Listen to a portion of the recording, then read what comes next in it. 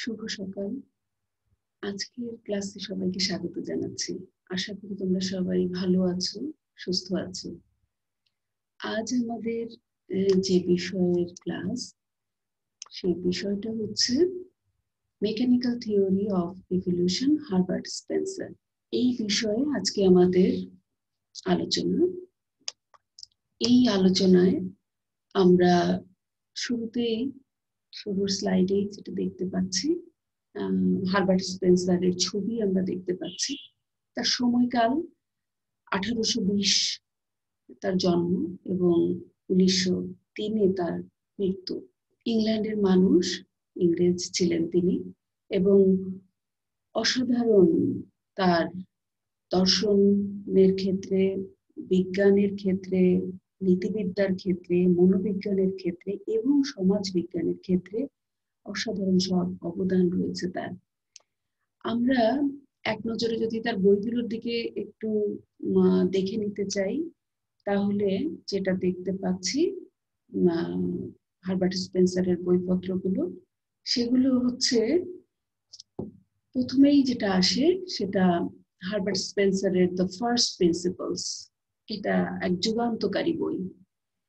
The first principles এখানে, এবং social statistics নামে যে বই তার, এই বইয়ে তিনি মূলত তার এই বিবর্তনের বিষয়ে এবং অন্যান্য আরো বিষয় নিয়ে কথা বলেছেন।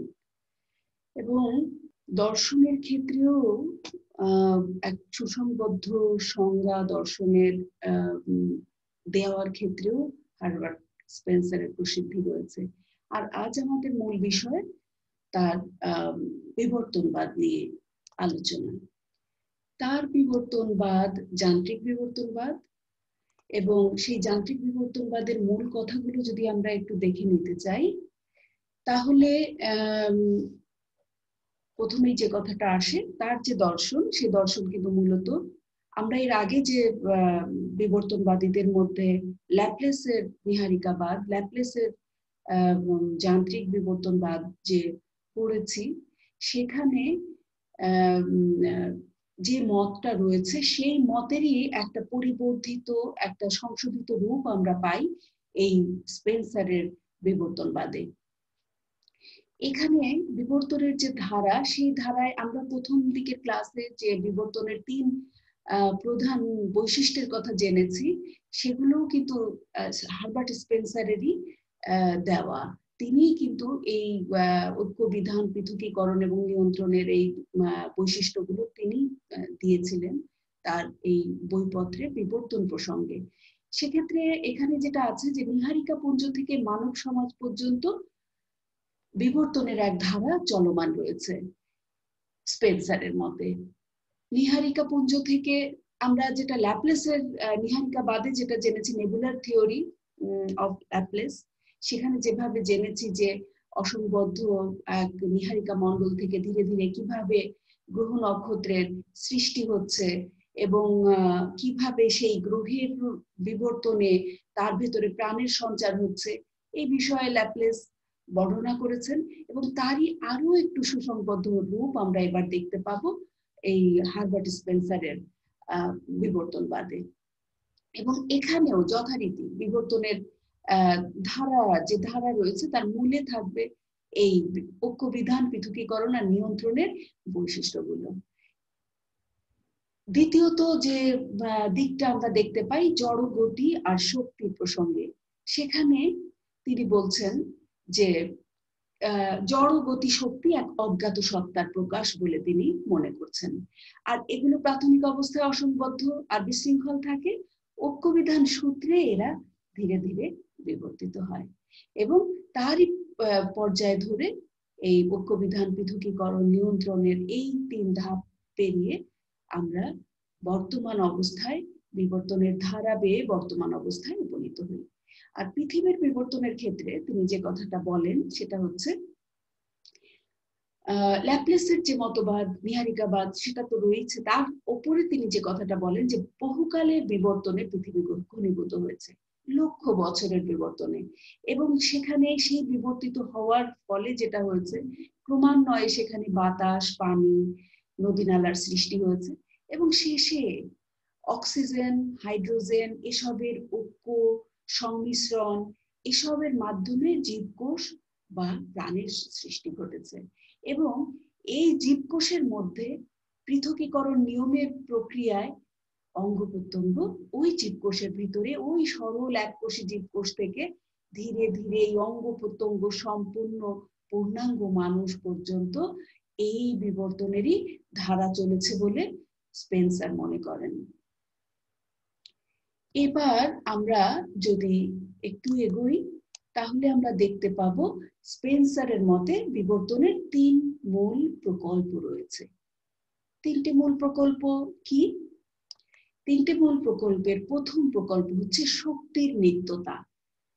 শক্তি নিত্যতা এটাই হচ্ছে বিবর্তনের প্রথম মূল প্রকল্প তিনি দিচ্ছেন, এবং বস্তুর অবিনশ্বরতা তার দ্বিতীয় প্রকল্প।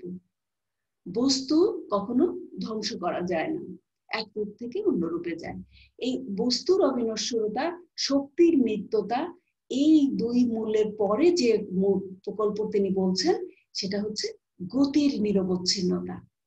এই গতির নিরবচ্ছিন্নতা এটাও একটা বড় দিক স্পেন্সারের দর্শনে, সেটা আমরা আরো বিস্তারিত আলোচনা করব এখনই।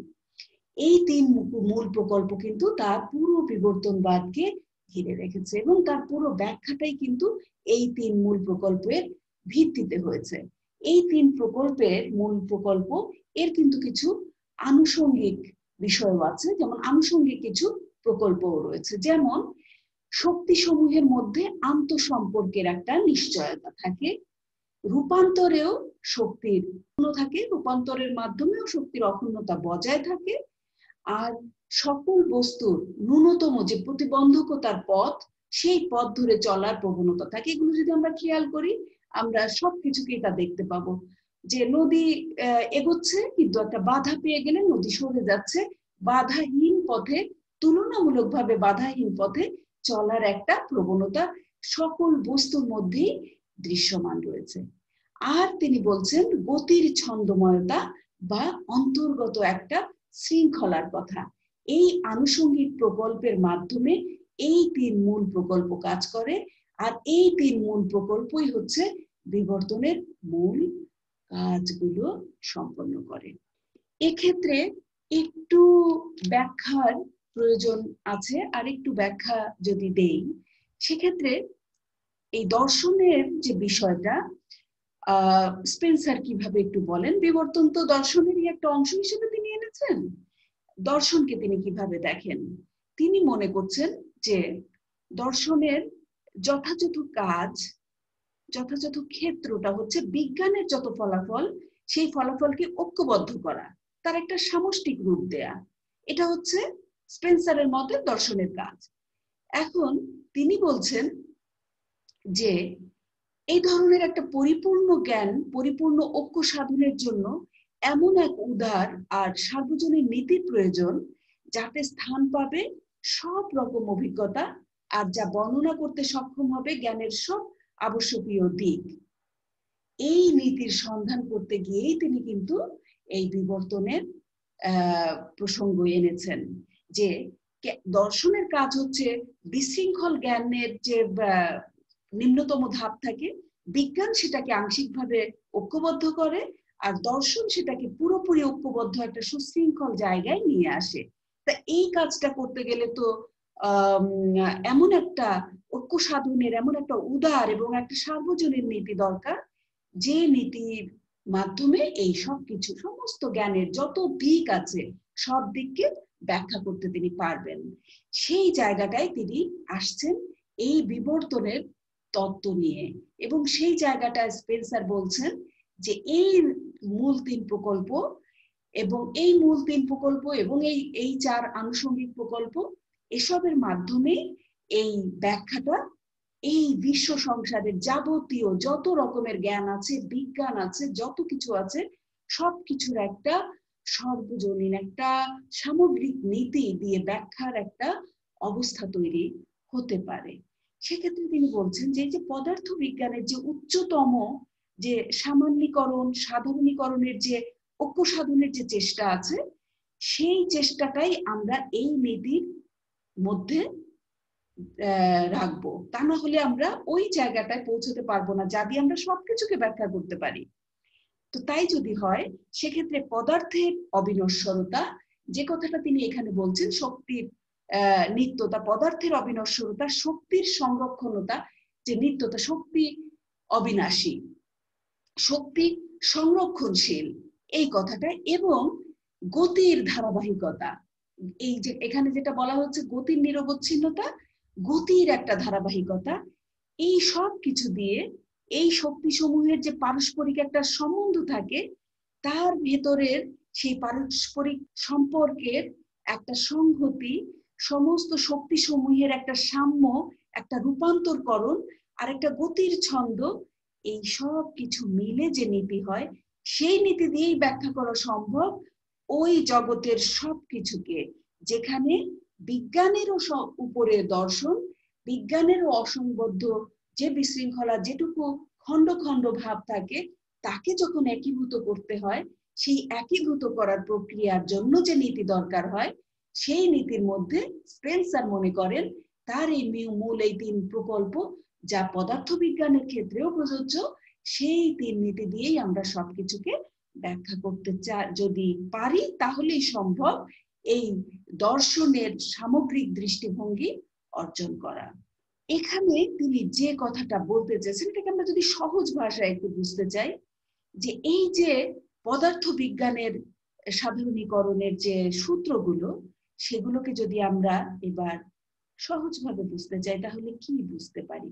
যে সমস্ত প্রকৃতি হচ্ছে একটা ছন্দময় অবস্থা। উত্তাপের গতি থেকে ভায়োলিনের একটা তারের যে ঝংকার, তার থেকে আলো, আলো, উত্তাপ, শব্দ, আন্দোলন, সমস্ত কিছু, সমুদ্রের জোয়ার ভাটা, সমস্ত কিছুর ভেতরে একটা ছন্দ আছে, একটা নির্দিষ্ট গতির নিরবচ্ছিন্নতা আছে, এবং সেখানে সেই গতি, গতিময়তা, সেই ছন্দময়তা, সেই গতির নিরবচ্ছিন্নতা এক চমৎকার ভাবে সমস্ত বিশ্বময় ছড়িয়ে আছে ছন্দের আকারে। এই কথাটা তিনি বলছেন, এবং তিনি বলছেন যে গ্রহ নক্ষত্র ধূমকেতুর যে সাময়িকতা, সেটা হয়তো একভাবে ধূমকেতু একটা পলকের জন্য আসে, কিন্তু তার মধ্যেও একটা গতি থাকে, সে আর কিছুতে পর্যবসিত হয়, এবং সেই জায়গাটায় আমরা সেই দেখার ভঙ্গি, সেই সামগ্রিক দেখার ভঙ্গি যখন পাই, তখন আমরা সেই গতির নিরবচ্ছিন্নতা, সেই ছন্দময়তাটাকে আমরা তখন বুঝতে পারি। এবং দিন রাত্রি বৈপরীত্য, একটার পরে একটা ঋতু আসছে, এবং আবহাওয়ার পরিবর্তন সমস্তই বিরাজ করছে ছন্দে, ছন্দের মধ্যেই রয়েছে সবকিছু, এবং এই ছন্দের পেছনে রয়েছে গতির নিরবচ্ছিন্নতা, একটা নির্দিষ্ট ছন্দ তো আর কিছুই না, সেখানে একটা নির্দিষ্ট গতিতে ফিরে ফিরে আসা, তাই তো আমরা ছন্দ বলতে তো তাই বুঝি।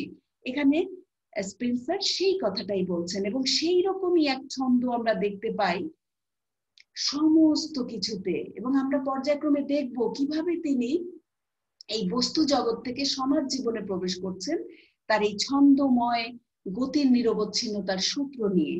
এবং সেখানে তিনি বলছেন যে এই যে গ্রহ নক্ষত্রের জন্ম থেকে একটা জাতির উত্থান পতন পর্যন্ত সমস্ত কিছুই এই সূত্রের ভেতরেই রয়েছে। স্পেন্সার তার দৃষ্টিতে বিবর্তনের একটা সংজ্ঞা দিচ্ছেন, সেই সংজ্ঞাটা আমরা শুরুর দিকের ক্লাসেও আমরা পেয়েছি, যে বিবর্তন মানে কি, আমরা সেই কথাটা দিয়ে তার আরো কিছু ভেতরের তত্ত্বে চলে যাব। তার আগে আমরা এই সংজ্ঞাটা দেখে নিই। তিনি বলছেন বিবর্তন মানে বস্তুর সংহতি সাধন আর গতির আনুষঙ্গিক বিচ্ছিন্নতা, এবং কিছু সময় গতি বিচ্ছিন্ন হবে কিন্তু একটা নিরবচ্ছিন্নতাও থাকবে, এবং যে সময় বস্তু অনির্দিষ্ট, অসংলগ্ন, সমজাতীয়তা থেকে নির্দিষ্ট আর সংলগ্ন হয়ে উঠবে, অসমজাতীয় হয়ে উঠবে, আর সেই সময় রক্ষিত গতির ঘটে সমপর্যায়েরই রূপান্তর। যখন ওই গতিটা কিছু সময়ের জন্য ছেদ পড়ছে, গতির ছেদ না হলে ছন্দ তৈরি হবে না, এবং সেই ছেদের পরে আবার গতি আসবে, তার মানে ছন্দ পুনঃস্থাপিত হলো এবং গতি নিরবচ্ছিন্ন হলো এবং এর ভেতরেই সংহতি সাধন। তার বিবর্তনের একটা বড় কথাই হচ্ছে সংহতি সাধন। বিবর্তন মানেই হচ্ছে সংহতি সাধন, এই কথাটা। এরপর যদি আমরা একটু দেখি যে তিনি কিভাবে ব্যাখ্যা করছেন সমাজে বিবর্তনের প্রক্রিয়াটা। এই যে এতক্ষণ আমরা যে বিবর্তনের প্রক্রিয়া, গ্রহ নক্ষত্রের জন্ম, ল্যাপ্লেসের সেই নীহারিকাবাদের অনুসরণে যা কিছু আমরা জেনেছিলাম, সেই জানার ভেতর দিয়ে এবার তিনি যে কথাটা বলছেন যে কেবল ওই বস্তু জগতে নয়, কেবল ওই গ্রহ নক্ষত্রের ভেতরে নয়, কেবল এই পৃথিবীর সৃষ্টি, মঙ্গল গ্রহের সৃষ্টি, চাঁদের সৃষ্টি, এসবের দিকেই নয়, এটা সমাজেও এই বিবর্তন প্রক্রিয়া চলমান। কিভাবে সমাজে চলমান তা তিনি দেখাচ্ছেন এভাবে যে যখন প্রথমে তো সমাজ, মানব সমাজ, সেখানে ঐক্য বিধানের নিয়ম কার্যকর আছে, সেখানে পৃথকীকরণের নিয়ম কার্যকর আছে। এই নিয়মের ফলে সৃষ্টি হচ্ছে সমাজ। ঐক্য বিধান, প্রথমে সবার মধ্যে ঐক্য, ঐক্যের পরে সবাই দেখলো যে না, সব সমাজ একরকম না, সমাজগুলো একটু আলাদা হয়ে গেল। বাংলাদেশের এই বঙ্গীয় সমাজ, ইউরোপের সমাজ, আমেরিকার সমাজ সব আলাদা হয়ে গেল, সমাজ সৃষ্টি হলো। সেই সমাজের ভেতরে আবার গোষ্ঠী আছে, নানা গোষ্ঠী। আমরা কি বলতে পারবো বাংলাদেশে যে সমাজ তা এক অখণ্ড রূপের? না, সেখানে নানা গোষ্ঠী আছে। সেই গোষ্ঠীগুলো নানা অবস্থায়, কখনো শিক্ষিত গোষ্ঠী, নিরক্ষর এক গোষ্ঠী আছে, শ্রমজীবী গোষ্ঠী আছে, নাগরিক গোষ্ঠী আছে, তারপরে অনেক রকমের গোষ্ঠী আমরা দেখতে পাই। এই যে পৃথকীকরণ হয়ে সমাজ হলো, সেই সমাজের মধ্যেও আবার পৃথকীকরণ এসে গেল নানা গোষ্ঠী দিয়ে। সেই গোষ্ঠীর মধ্যে আবার ভদ্র সমাজ, এরকম নানা কিছু। একটা উদাহরণ এটা, এরকম অনেক গোষ্ঠী রয়ে গেছে। এবং এরপরে আবার এসে গেল, এভাবে সৃষ্টি হয়ে গেল নগর। নগর যখন সৃষ্টি হলো, নগর থেকে ধীরে ধীরে অনেক নগর মিলিয়ে হয়ে গেল রাষ্ট্র, আবার অনেক রাষ্ট্র মিলিয়ে এক সংযুক্ত বিশ্ব। এই বিবর্তনের প্রক্রিয়া স্পেন্সার দেখিয়েছেন সমাজ জীবনে, মানব সমাজেও এটা কিভাবে ক্রিয়াশীল।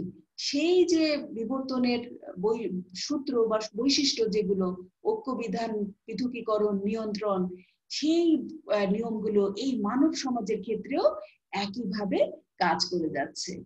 এরপরে তিনি দেখান, আরো এক ধাপ এগিয়ে গিয়ে তিনি দেখান যে শুধুমাত্র মানব সমাজে যে বিবর্তনের ধারা চলছে তাই নয়, জ্ঞানের ক্ষেত্রেও এই বিবর্তনের ধারা চলমান।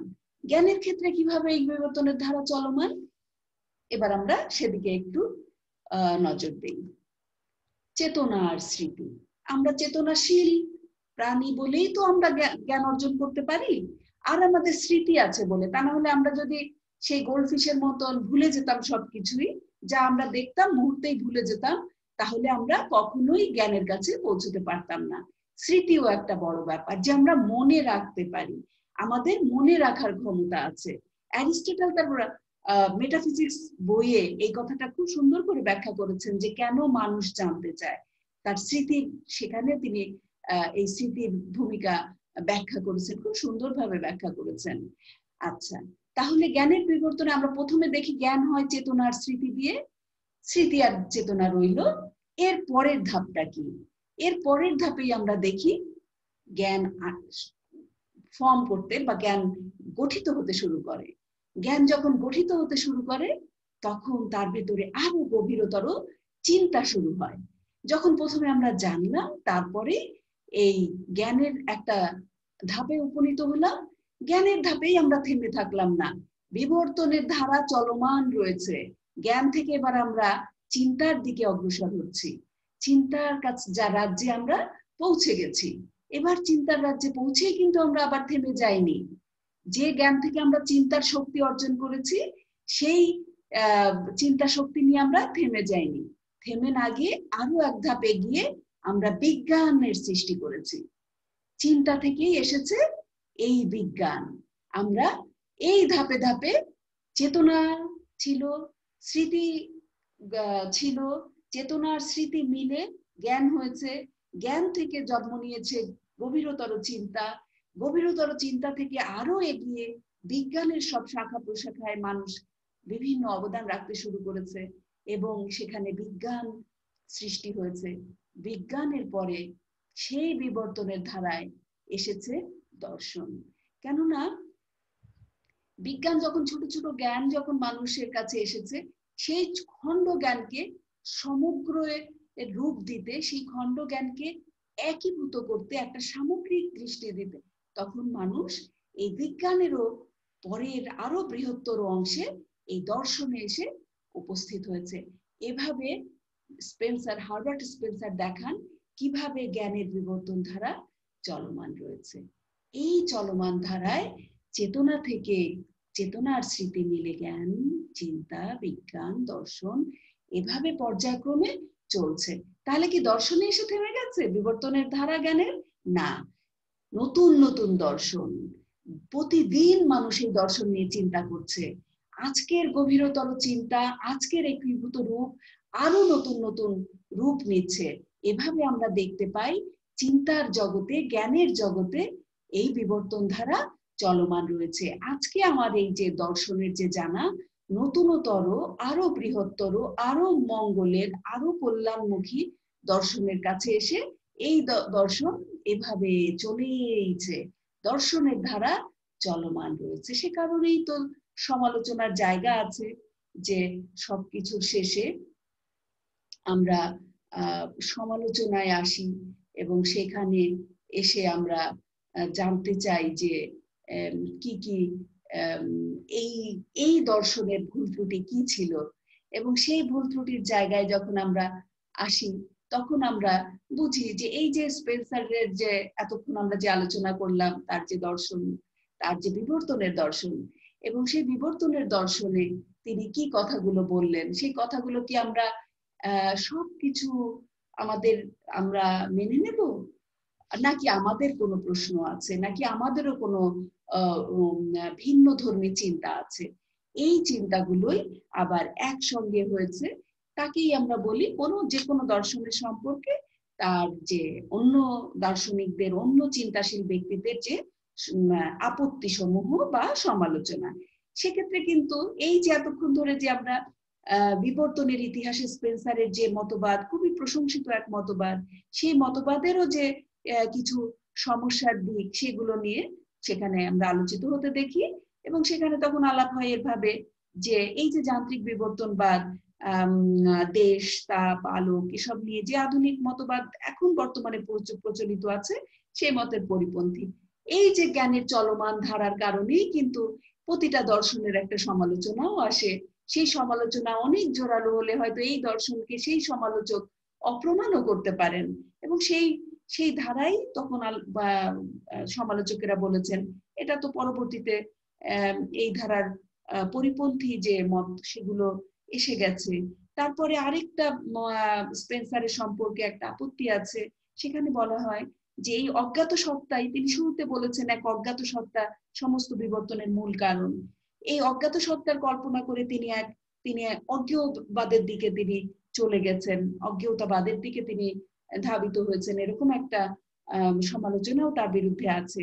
তারপরে তিনি আরেকটা কথা বলেন যে যান্ত্রিক নিয়মে যে ব্যাখ্যাটা হয়েছে, যন্ত্র আর প্রাণের প্রকৃতি যদি আমরা বিচার করি তাহলে তাদের মধ্যে অনেক পার্থক্য আছে। তাহলে যান্ত্রিক নিয়মে প্রাণের আবির্ভাব ঠিক এই ব্যাখ্যাটা ঠিক যুক্তিসম্মত হয় না, এরকমও একটা সমালোচনা তার বিরুদ্ধে রয়েছে। কিন্তু এরপরেও আমরা যে কথাটা বলতে পারি, সেই কথাটা হচ্ছে এই যে বিবর্তনের ক্ষেত্রে হারবার্ট স্পেন্সার তার পূর্বসূরীদের ল্যাপ্লেস, ল্যামার্ক এদের মতের সঙ্গে, বিশেষ করে ল্যাপ্লেসের নীহারিকাবাদের সাথে যে নতুন এক সংযোজন সমাজে, জ্ঞানের জগতে এই যে বিবর্তনের প্রক্রিয়া দেখালেন, এবং এই বিবর্তন দিয়ে যে দর্শনের যে মূল যে সংজ্ঞা, সেই সংজ্ঞার কাছে যে সামগ্রিক রূপ তিনি দেখাতে প্রয়োজন এমন এক নীতি, সেই নীতির ব্যাখ্যায় তিনি এই যে বিবর্তনের নীতি উপস্থাপন করলেন, এর মূল্য কিন্তু অপরিসীম, এ কথা আমরা বলতেই পারি। আজকের আলোচনা আমরা এখানেই শেষ করছি। আহ, আশা করি তোমরা এই বিষয়গুলো নিয়ে নিজেরা লেখাপড়া করবে, চিন্তা করবে, জ্ঞানের ওই বিবর্তনের মতন করে জ্ঞান পেয়েছি এই জায়গাটাতেই সীমাবদ্ধ থাকবে না, সেটা নিয়ে তোমার মাথায় এটা যেন নতুন এক বিবর্তনের ধারা তৈরি করে সেই জ্ঞানকে যেন আরো খানিকটা এগিয়ে নিতে পারে, এই কামনা করব, এই আশা থাকবে। আহ আগামী ক্লাসে আবার তোমাদের সঙ্গে কথা হবে। সে পর্যন্ত তোমরা সবাই ভালো থাকবে, এই শুভকামনা তোমাদের সবার জন্য রইল। সবাইকে ধন্যবাদ।